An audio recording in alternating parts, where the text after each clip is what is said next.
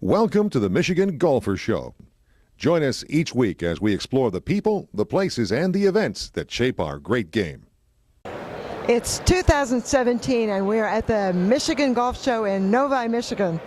And we're talking golf course architecture with none other than Paul Albanese. How are you doing, Paul? Good, Jenny. How are you? Good to see you. It's interesting to see you back in the country. You've been roaming all over the world a little bit. Tell us a little bit about what you've been up to. Sure. Yeah, well, in this business, one of my colleagues always says, you have to go where the work is. And the work happens to be on the other side of the planet lately. Literally, we're doing 2 projects in Vietnam right now, just outside of Hanoi.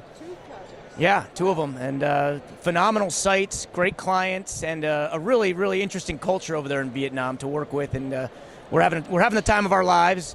Another colleague of mine often says too that we don't actually get paid to design; we get paid to travel. So that's really what the deal is. You were mentioning a little bit earlier that one meeting can take a week. That's right. Yeah, I will leave on a Monday morning and arrive in Vietnam on Tuesday night. We'll have a meeting on Wednesday all day, get up and maybe have a breakfast meeting on Thursday. I'm back on a plane by Thursday night, and I'm in my office by Friday afternoon. And somewhere you're crossing the international date line. That's right. So I'll look back and I'll realize that my body should have had 4 nights of sleep, and I'll realize that I only spent 2 of those in a bed. So I know I'm losing 2 of them on an airplane somewhere. So you mentioned culture. Tell us a little bit about a couple of things you've noticed. Yeah, well, first of all, just transportation over there is a real shock to the system.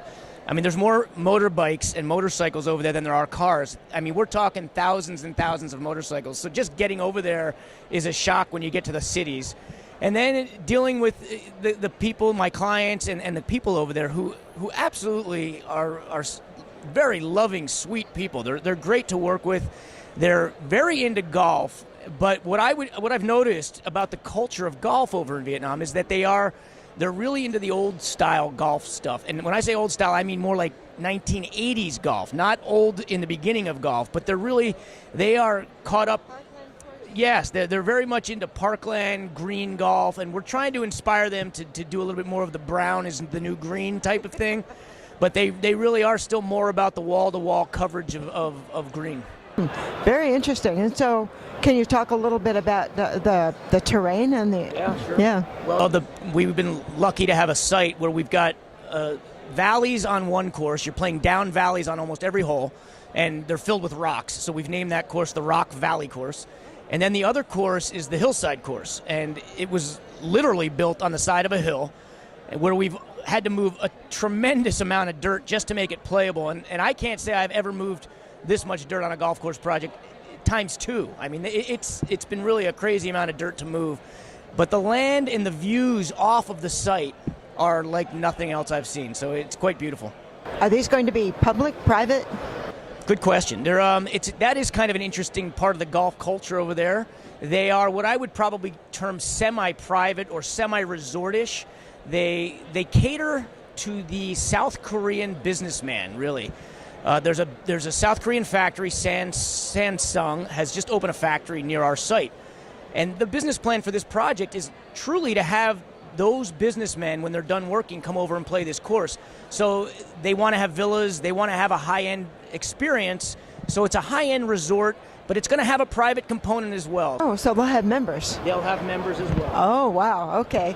That sounds so fascinating, but I had to stop for a minute when you said old school, and it made me think of the course you renovated in Indiana, Christiana Creek. Christiana Creek Country Club, yes. It was very special. It was one of the special time with your crew here at this operation, and Carter, who's manning the camera there. The first time I met him, and we were able to go down to Christiana Creek and rebuild some bunkers using horses and the old-fashioned plows. And it's still to this day one of the stories I tell the most and get questioned about the most is, aren't you the guy that did the course with the bunker, with the horses? To which I say yes, and I often credit my construction manager, Dan Grassi, who actually came up with the idea as we were talking about the design. That was the main question I had. How? How did you come up Yeah. Well, we were, myself, my shaper, and Dan Grassy were standing around talking about the bunker shapes that we wanted to bring back. And I said to the crew, I said, well, these things were all built with horses. So, we're going to try to emulate that look, or how do we do that? And Dan, everyone thought half jokingly, said, well, why don't we get some horses? And I said, yeah, you do that, Dan. And I said, I'll get somebody to put that on tape. And lo and behold, Dan says, I think I can make it happen. So Dan Grassy went out and found the draft horses and made it happen. So I give him credit for making it happen. And it was a real team effort and a lot of fun to do. Thanks for coming down today. We're doing a project here at Christiana Creek Country Club. Real interesting project. It's an old William Langford design, and the club wanted us to bring back the old classic William Langford style bunkers. So we've done some research on Bill Langford and been excited about doing the bunkers. And Dan Grassy, who is going to be in charge of the construction management of the project, we were all sitting around talking about the forms and shapes of these old bunkers. And Dan mentioned a little bit jokingly that, these bunkers were built with horses. And we all said, yeah, we knew that, and we laughed. And then Dan said, I think I could actually get some horses out here to build one or two of these. And we really didn't take him very seriously, but he said, guys, I'm serious. I think I can make this happen. So we took him on it, and we said, Dan, if you can make it happen, that'd be great. So we decided to build a couple bunkers out here in the William Langford style with some horses. And Dan, we appreciate your effort in that regard. And why don't you tell us where you got the horses from? Well, I got the horses from Otis Thornhill at Thornton Hill Farms, and Otis is in his 70s. He's got Belgium horses. They weigh over 2,500 pounds. We got the slip scrapers, which are nearly 80 to 100 years old that we're actually using, and it's actually turning back exactly the way that these bunkers were. The restoration is a complete success. I have to admit, the interesting part for me on this project was seeing how the horses actually built these bunkers, because it gives me a better appreciation for all the things you and I talk about in the field all the time, about the details of how some of these slopes and the forms of these bunkers get built. And your shaper too, Dana, he had mentioned a few times to me while we were going over these details about the fact that these were built by horses, and this is why the shapes are as they are. So to actually see it happen firsthand has really been an interesting experience for me. So how much did that particular incident affect the rest of your career? Well, I don't know how. That's a good question. I don't think it did anything specifically to my career except bring up a lot of good conversations. So I actually enjoy talking about it. The thing it helped me do, and I don't know how much this helped my career as much as it helped my knowledge of old school golf course design. Actually building those bunkers with the horses gave me a true understanding and realization of what the Golden Age architects had to work with, and really allowed me to go about restoration projects with a totally new eye and understanding how to rebuild old-style golf courses. So you've done quite a few restorations. You've done quite a few courses from scratch, but they've got to be completely different kinds of thinking behind them. No doubt about it. Yeah, renovations and new courses are completely different animals.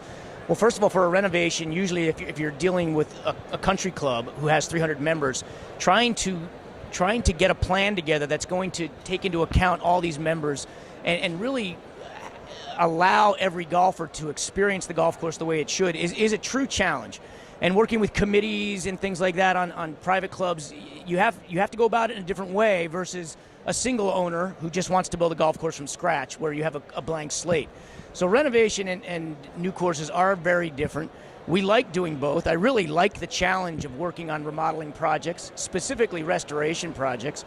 We've done Donald Ross restorations. In fact, we're doing one now in Philadelphia with Brad Klein. We're doing a golf course restoration for Kennett Square Golf and Country Club. We've done Dayton Country Club, which is a Donald Ross course. We just did Lockmore Golf Club here in the Detroit region, which is a great old Walter Travis design.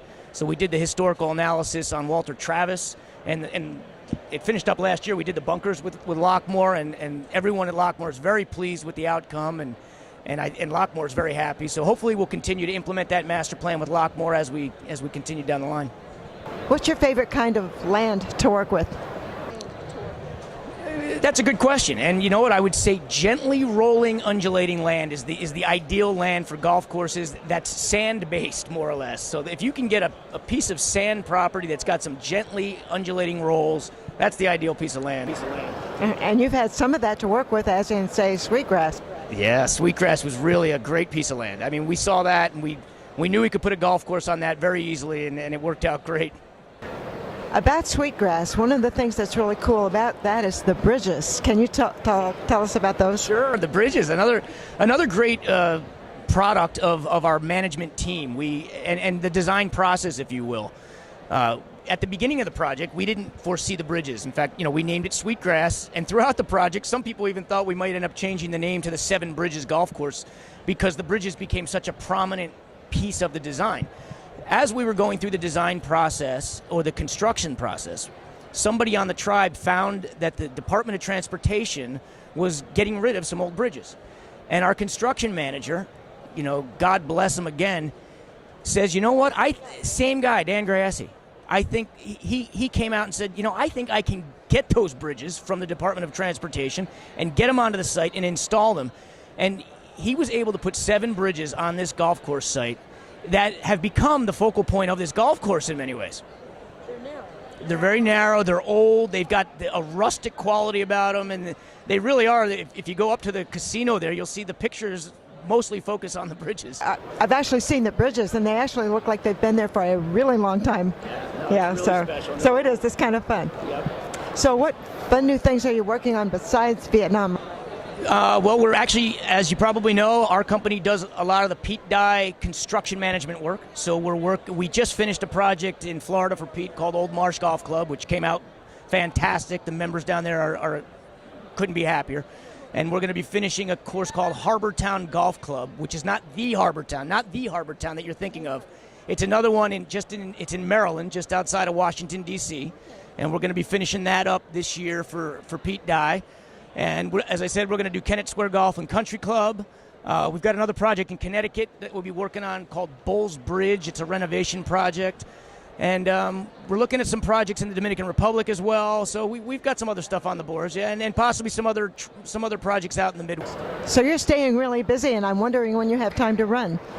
When I have time to run, I do run. I run about 3 times a week, Jenny, and I get your newsletter, so I keep up on that. Well, Paul, you're a busy guy, and congratulations on a lot of very cool work and more coming along for us to see.